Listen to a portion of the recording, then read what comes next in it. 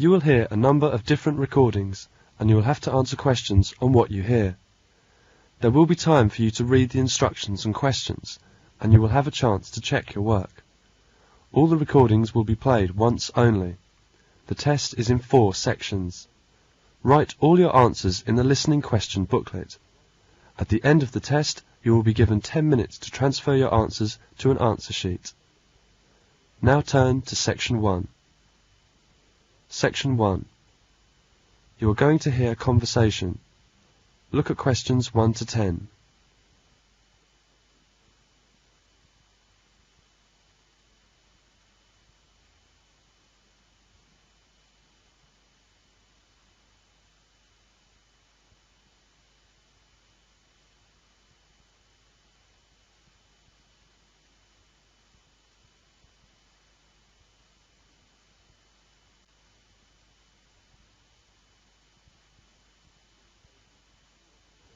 Now listen to the conversation and answer questions 1 to 10.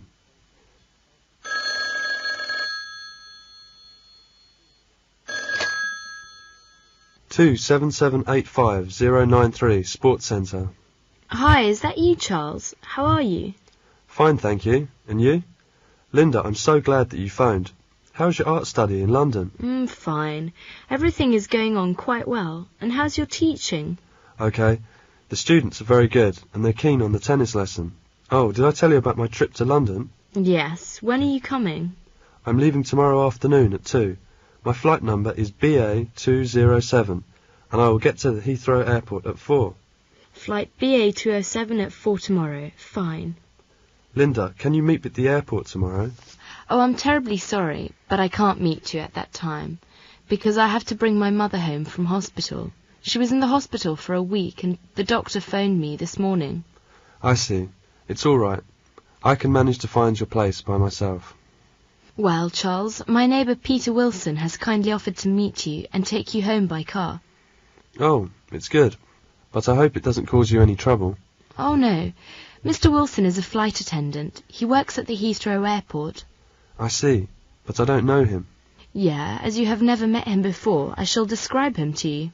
That will help. Hang on a second, and I will get a pen and a piece of paper to write them down. Okay, tell me what he looks like. He's about 37, I think, a middle-aged man. He's about 1 metre 70 centimetres tall, and medium build. He has a weather-beaten face with red cheeks and big nose. He has a thick beard as well as thick hair. His eyes twinkle, and he usually has a big smile. He seems to be a jolly man. So, he's 1 metre 70 centimetres and medium build, red cheeks and a big nose. He has a thick beard and thick hair as well. I think I can recognise him.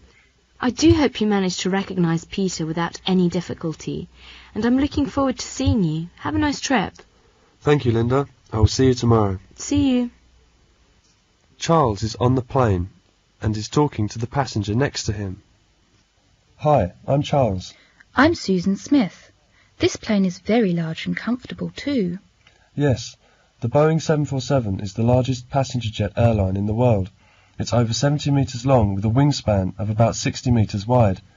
You can see it's capable of taking up to 10 seats and 2 aisles.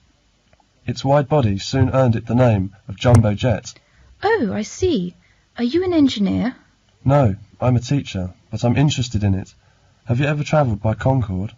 No, I don't like to fly, and this is my first time flying. But I have heard about that plane when I was at school. I see. Let me tell a bit about Concorde. The Anglo-French Concorde is much thinner and sleeker in appearance, with a far narrower cabin allowing only 4 seats across and only 1 aisle down the middle. In many other ways too, the Boeing is completely different from the Concorde. The Concorde, for example, is smaller than the Boeing 747. Its total length is under 26 metres. How many passengers can the Boeing 747 take? The Boeing 747, it takes up to 500 passengers. 500 passengers? That's quite a lot. And how many passengers does the Concorde take? Concorde's normal capacity is 144. The Boeing 747 has a small upstairs lounge which is for first-class use only. The Boeing's flight deck is also on the 2nd floor, in front of the lounge. Both aircraft are similar in that they have 4 powerful engines. However, while there are 2 turbofan engines at the front of each of the Boeing's wings, there are 2 turbojet engines at the rear of each of Concorde's delta-shaped wings. That's very interesting. What's the speed of Concorde? The Concorde's great advantage is its speed. It is capable of flying long distances at supersonic speed. Its maximum cruising speed, for example, is 2,333 km per hour. Compare with the Boeing 747-978 km per hour. Thus, the Concorde can half the time normally taken for journeys by the Boeing 747 and other conventional aircraft. It's very nice to hear all this. I have learned something. Oh, we're moving now. I have to buckle my seat belt. That is the end of section 1. You will have half a minute to check your answers.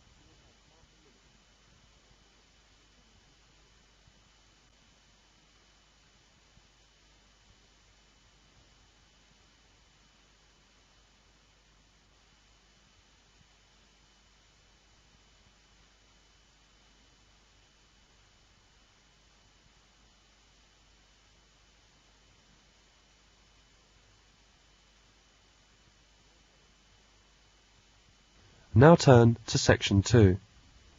Section 2. Charles is in London now. He goes to listen to a lecture about an introduction to Britain. Questions 11 to 22 are based on the lecture. Look at questions 11 to 22.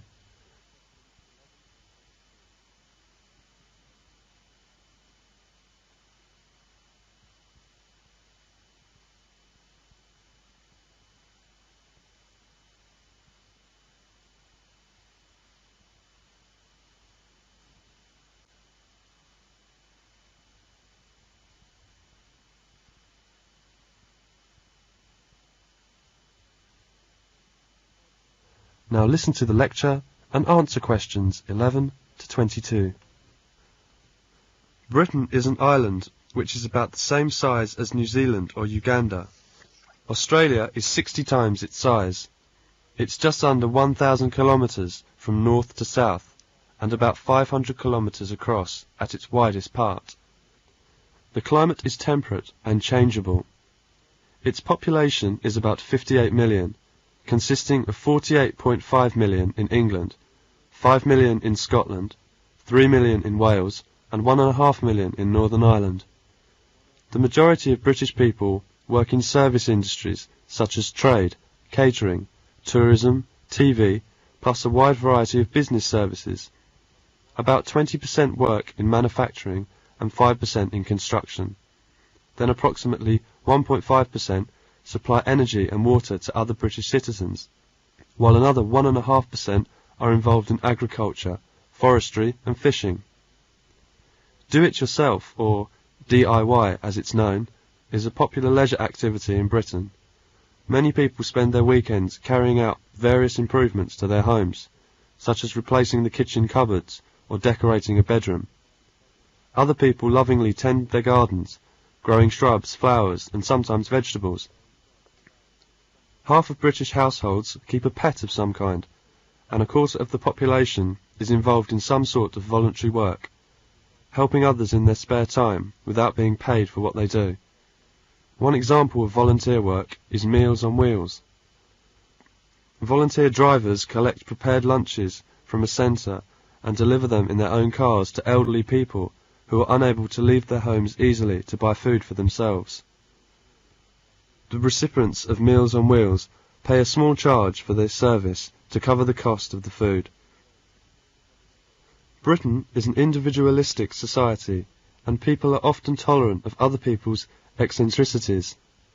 One can find those with special talents or unusual hobbies interesting, amusing, and even endearing. Common topics of conversation are weather, sports, current events, and what is planned for the next weekend, or what was done the previous one. British people have become more adventurous in their eating habits since they became a multiracial society. There are Chinese, Indian, Italian, French and Spanish restaurants in many towns and certainly in every city. Food served in pubs has also become more varied in recent years. However, the traditional fish and chips are still popular and are widely available from fish and chip shops all over the place. The British diet typically includes some sweet things such as cakes, biscuits and desserts. Many people struggle with the weight problem as a result. Newspapers in Britain can be divided into two main types, popular and serious. Popular papers are physically smaller and are more sensational in their reporting of the news. They are called tabloid papers. Serious newspapers are larger and attempt to report current events in a more analytical way. They are called broadsheet papers. Each newspaper has its own political affliction or bias. The Times, for example, generally supports the Conservative Party, whereas the Daily Mirror supports the Labour Party. Compulsory education begins at the age of 5 and finishes at the age of 16, with some students continuing their schooling until the age of 18, when they enter some form of higher education. The exams taken at age 16 are called GCSE, short for General Certificate of Secondary Education. Students often take 8 or 9 subjects at the GCSE level. The exams taken by 18-year-olds are the A level, short for Advanced Level. In general, only 3 subjects are studied at A level.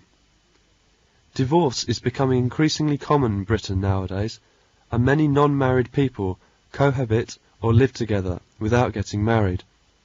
There is a preference for smaller families, with the average household size being about 2 to 4 people. Approximately 70% of people own or are buying their own homes. Most people live in houses rather than flats. About 4 out of 5 choose to live in houses. The stereotype of a British person is someone who is reserved, polite, private, and perhaps rather cold and exclusive. This is certainly not true of all British people. In fact, many people in Britain are warm and humorous. They often laugh at themselves and try to see the funny side of life. British humour is frequently of a sarcastic kind. In sarcastic humour, mocking or ironic language is used to convey scorn or insult, but it should not be taken literally or seriously. The British person is simply pulling your leg. That is the end of section 2. You will now have half a minute to check your answers.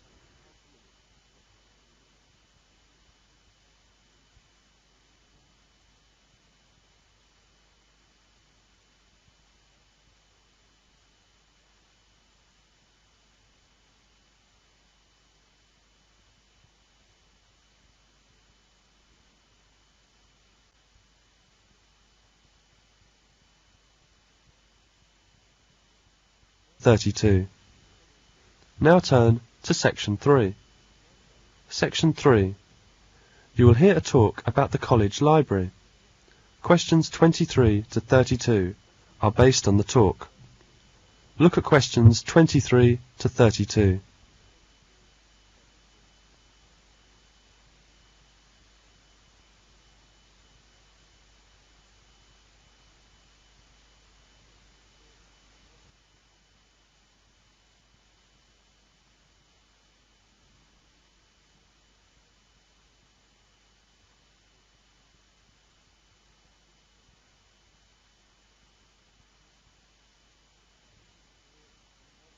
Now listen to the talk and answer questions 23 to 32. Welcome to the College Library Services. We have a well-stocked bank of resources which are in 2 main locations. One is the library itself, with books and periodicals. The other is the Self-Access Language Centre, with audio and video material. I'll start with the library, as you have to pass through it in order to reach the other one. The library provides study places for about 400 readers. The books stocked number over 100,000 volumes, including bound periodicals. About 1,200 periodicals and current issues are displayed. We have 2 main sections for books and another for periodicals and journals. The books are in 2 categories, those for general loan and those for reference. General loan books are all on the first floor, and they can be borrowed for 3 weeks by full-time students. Upstairs you will see our reference section. The reference section includes current abstracts and index journals, general and special bibliographies, indexes, general English and European language encyclopedias, a complete set of British standards, substantial collections of British government publications, and sets of maps of Scotland, all in addition to other reference material of a general and specialised interest. As you know, reference books may not be taken out of the library under any circumstances. The library tries to provide as full selection as possible of supplementary reading material. Students are expected to buy prescribed textbooks, and copies of these are usually only held in the reserve collection on the ground floor for study use, only within the library. They can't be taken out of the library. An inexpensive photocopy service is provided in the library, and facilities are available to produce enlarged copies from microforms. Other equipment available includes microfilm readers, engineering drawing boards, a light table, tape slide units, and typewriters. Prospective students will be admitted to the library during the summer vacation if the college has made a firm offer of a place and the student has accepted it. The college library will also admit pupils from local schools who are following 6-year study courses. Various guides and leaflets are available to explain particular aspects of the library services and particular areas of its stock. Copies of these are freely available to anybody interested in using the college library. The library opens from 8:30 a.m. to 9 p.m. Monday to Friday, and 9:30 a.m. to 12 p.m. on weekends and holidays. That is the end of section 3. You now have half a minute to check your answers.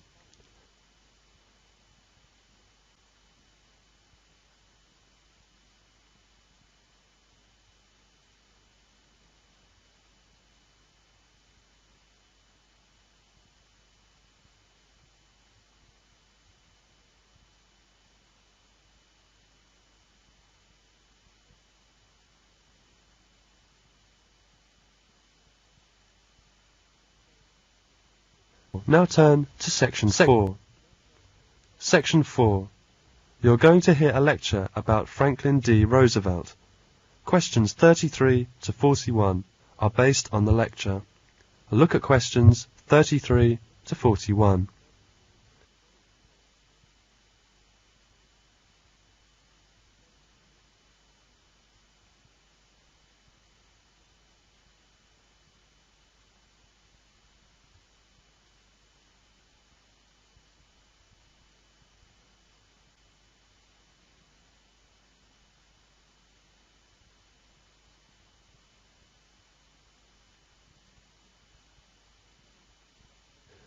Now listen to the lecture and answer questions 33 to 41. Franklin D. Roosevelt was 32nd President in American history. Franklin Roosevelt was born in 1882 at Hyde Park, New York. He attended Harvard University and Columbia Law School. In 1905 he married Eleanor Roosevelt. Franklin Roosevelt entered public service through politics, but as a Democrat. He won election to the New York Senate in 1910.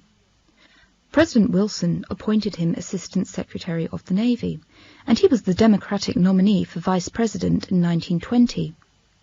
In the summer of 1921, when he was 39, he was stricken with poliomyelitis. Demonstrating indomitable courage, he fought to regain the use of his legs, particularly through swimming. Roosevelt was elected president in November 1932. When he took the presidential oath, the banking and credit system of the nation was in a state of paralysis. By March, there were 13 million unemployed, and almost every bank was closed. At the depth of the Great Depression, the new president brought an air of cheerful confidence that quickly rallied the people to his banner. Before long, the complex of reforms known as the New Deal was well on its way. He brought hope as he promised prompt, vigorous action, and asserted in his inaugural address, "The only thing we have to fear is fear itself." During the entire New Deal period, despite its speed in decision and execution, public criticism was never interrupted or suspended. In fact, the New Deal brought to the individual citizen a sharp revival of interest in government and brought recovery to business and agriculture and relief to the unemployed. With astonishing rapidity, the banks were reopened, and a policy of moderate currency inflation was adopted in order to start an upward movement in commodity prices and to afford some relief to debtors. New governmental agencies brought generous credit facilities to industry and agriculture. Savings bank deposits up to $5,000 were insured, and severe regulations were imposed upon the sale of securities and the stock exchanges. In agriculture, far-reaching reforms were instituted. Congress passed a more effective Farm Relief Act, providing that the government make money payments to farmers who would devote part of their land to soil-conserving crops or otherwise cooperate in long-range agricultural goals. By 1940, nearly 6 million farmers were receiving federal subsidies under this program. New Deal efforts were carried on, generally against vehement criticism, not only from the Republican Party, but often from within the Democratic Party itself. Nevertheless, in the 1936 election, Roosevelt won an even more decisive victory over his Republican opponent, Governor Alfred E. Landon of Kansas, than in 1932. The 1940 presidential election yielded another majority for Roosevelt. For the first time in American history, a president was elected to a third term. When the Japanese attacked Pearl Harbor in December 1941, Roosevelt directed organization of the nation's manpower and resources for global war. Feeling that the future peace of the world would depend upon relations between the United States and Russia, he devoted much thought to the planning of a United Nations, in which he hoped international difficulties could be settled. As the war drew to a close, Roosevelt's health deteriorated, and on April 12, 1945, while at Warm Springs, Georgia, he died of a cerebral hemorrhage. That's the end of section 4. Now you will have half a minute to check your answers.